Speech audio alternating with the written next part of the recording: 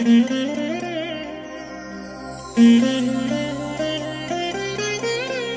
దినం పరము నుండి దిగివచ్చు మాట. ఇది నీ జీవితానికి వెలుగుల బాట. నీ ఒడిలో ఉంచబడిన దీవెనల మూట, అద్భుతాల ఆనంద ఊట. ఏప్రిల్ 19. మీరు సంవత్సరమంతా బైబిల్ చదివి ముగించడానికి ఈరోజు మీరు చదవలసిన లేఖన భాగం ఉదయం 2వ సమూయేలు గ్రంథం 6, 7 మరియు 8 అధ్యాయములు. సాయంత్రం లూకా సువార్త 15వ అధ్యాయము 1 నుండి 10 వచనాలు. ప్రియమైన దేవుని బిడ్డలారా, ఈ ఉదయకాల సమయంలో ప్రభు యొక్క కృప మీకు తోడైండునుగాక. రాత్రంతా చక్కగా నిద్రపోయి ఈ ఉదయకాలం చురుకైనటువంటి మెలకువతో నిద్ర నుండి లేచి ప్రభు సన్నిధికి వెళ్ళి ఈ దినం ఏ పనులు, ఏ కార్యక్రమాలు మీరు చేసి ముగించవలెనో ప్రభు దగ్గర ప్రార్థన చేసి ఆయన యొక్క సహాయమును మీరు కోరుకున్నారని ప్రభునందు నేను నమ్ముచున్నాను. నా ప్రియమైన దేవుని బిడ్డలారా, దేవుడు ఈ దినమంతా కూడా మీ చేయి పట్టుకొని సరి అయిన త్రోవలో నడిపించబోతున్నారు. ఇది ఒక బ్లెస్డ్ డే, ఆశీర్వదించబడిన దినం, మీరు ఉత్సహించు దినం. ఇది ఒక శుభదినం.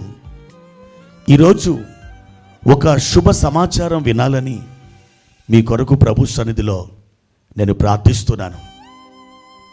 ప్రియమైన దేవుని బిడ్డలారా, ఒక మనిషి జీవితంలో 4 కథలు. దాని గురించి క్లుప్తంగా నేను మీతో మాట్లాడాలని ఆశిస్తున్నాను. వర్షాలు కురవడం లేదని ఒక ఊళ్ళో అందరూ ప్రార్థించడానికి ఒక చెరువు మైదానానికి వెళ్ళారు.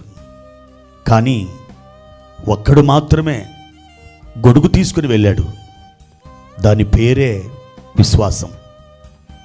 అవును దేవుని బిడ్డ, నీవు దేవుని యందు విశ్వాసం ఉంచుచున్నావని ఏదో ఒక ఆనవాలు ఉండి తీరుతుంది. ఈ వ్యక్తి గొడుగు పట్టుకుని వెళ్ళాడు. ఆ గొడుగు అతనిలోని విశ్వాసాన్ని ప్రతిబింబిస్తుంది. ఒక తండ్రి తన బిడ్డని పైకి ఎగరవేస్తాడు. ఆ బిడ్డ పడిపోతానేమో అని గట్టిగా కెవ్వున కేక వేసి ఏడవాలి. కానీ పైకి ఎగరేసినటువంటి ఆ బిడ్డ ఆ బోసినవులతో పక్కపక్క నవ్వుతుంది. దాని పేరే నమ్మకం.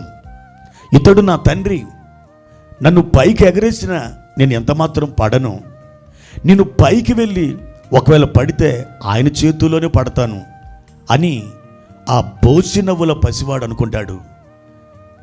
అది ఒక గొప్ప నమ్మకాన్ని మనకు చూపిస్తుంది.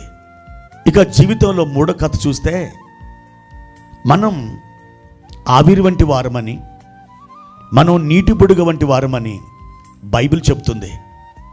ప్రియమైన దేవుని బిడ్డలారా, రేపు మనం బతుకుంటామో లేక చనిపోతామో మనకు తెలియదు. కానీ మనం పడుకునేటప్పుడు అలారం పెట్టుకొని మరీ నిద్రపోతాం. దాని పేరే ఆశ.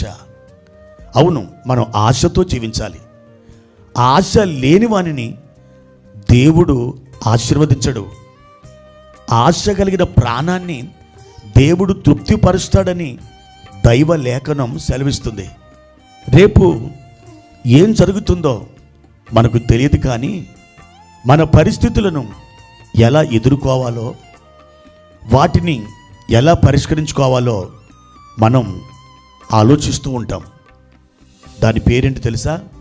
కాన్ఫిడెన్స్. ప్రియమైన దేవుని బిడ్డలారా, ఈ విధంగా జీవితంలో ఒక విశ్వాసం, జీవితంలో ఒక నమ్మకం, జీవితంలో ఒక ఆశ, జీవితంలో ఒక కాన్ఫిడెన్స్ మనకున్నట్లయితే, నా ప్రియమైన సహోదరి సహోదరుడా, తప్పకుండా ఒకనాడు నువ్వు పైకి లేస్తావు. నీవు ఉన్నతమైన మెట్టు మీద నిలబడతావు. ఇతరులను శాసించగలిగిన స్థితిలోనికి దేవుని చేత నడిపించబడతావు. అట్టి కృప ప్రభు నీకు ఇవ్వాలని కోరుచున్నాడు. దేవుడు నిన్ను ఆశీర్వదించునుగాక. ప్రార్థన. పరిశుద్ధుడైన తండ్రి, ప్రేమ కలిగిన దేవా, మీ ఘనమైన నామానికి వందనాలు ప్రభువా. మా జీవితంలో విశ్వాసం, నమ్మకం, ఆశ,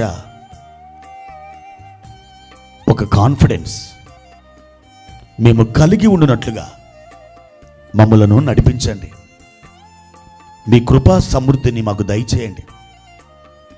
ఎక్కడ ఓడిపోయామో అక్కడ మేము గెలుచున్నట్లుగా మీ ఆత్మ ద్వారా మమ్మల్ని పైకి లేవనెత్తుమని, బలపరచుమని యేసు నామములో ఈ ప్రార్థన అడిగి వేడుకుంటున్నాము తండ్రి.